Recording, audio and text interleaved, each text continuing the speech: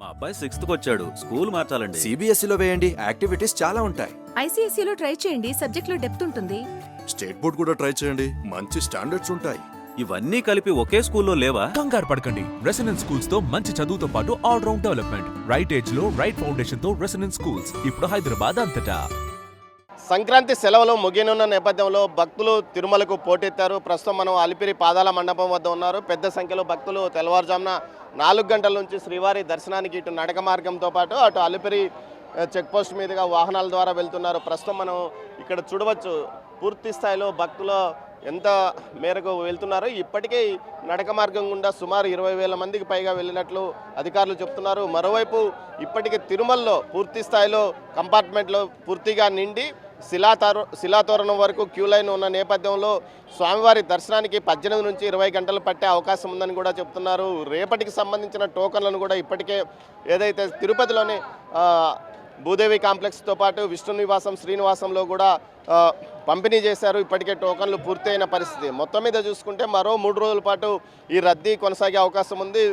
ఏదైతే సంక్రాంతి సెలవులు ముగిసిన తర్వాత పాఠశాలలు కానీ కార్యాలయాలు కానీ తిరిగి ప్రారంభమయ్యే నేపథ్యంలో ఈ పూర్తిగా రద్దీ తగ్గే అవకాశం ఉందని చెప్తున్నారు.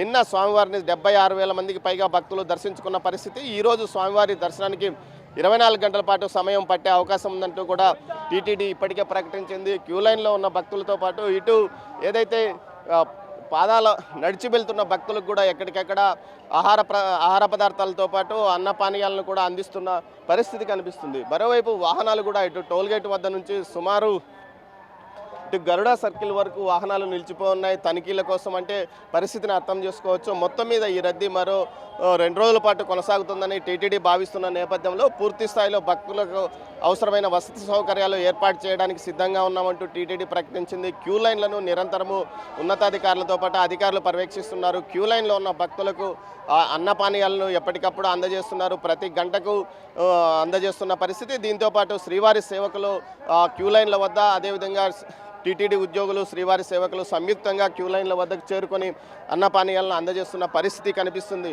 మొత్తం మీద టీటీడీ ఈ రద్దీని మరో 3 రోజుల పాటు తట్టుకోనున్న తిరుమలలో రద్దీ కొనసాగే అవకాశం ఉంది. క్యూ లైన్ల నుంచి వెళ్తున్న ఏదైతే నడక మార్గంలో కూడా భక్తుల రద్దీ ఇటు శ్రీవారి మెట్టు మార్గంతో పాటు అటు అలిపిరి పాదాల మార్గంలో కూడా పూర్తి స్థాయిలో భక్తులు స్వామివారి దర్శనానికి వెళ్తున్న పరిస్థితి. ఈ మార్గం కూడా కిటకిటలాడిపోతున్న పరిస్థితి కనిపిస్తుంది. మరోవైపు ఏదైతే స్వామివారి దర్శనానికి వస్తున్న భక్తులకు పూర్తి స్థాయిలో సౌకర్యాలు ఏర్పాటు చేశామో అయితే క్యూ లైన్లలో నిరీక్షించాల్సిన పరిస్థితి ఉంది. అయితే తమ సమయం ఏదైతే టోకన్ దర్శనం తీసుకున్న వారు ఏ సమయానికి దర్శనం వస్తుందో ఆ సమయానికి క్యూ లైన్లోకి ప్రవేశిస్తే వారికి తొందరలో 1-2 గంటల లోపల దర్శనమయ్యే విధంగా చర్యలు తీసుకుంటున్నాము.